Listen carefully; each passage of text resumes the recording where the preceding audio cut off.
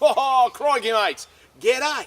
Look, did you know about the wild American politician? Ooh, it's a creature historically responsible for conveying the message of another group of creatures, which are called the citizens, to the leader of the land. Ooh, but now with evolution, through the years, the citizens have evolved, lessening the need for politicians.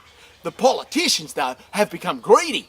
Now taking on big issues through politicians is like taking on a grizzly with a pocket knife.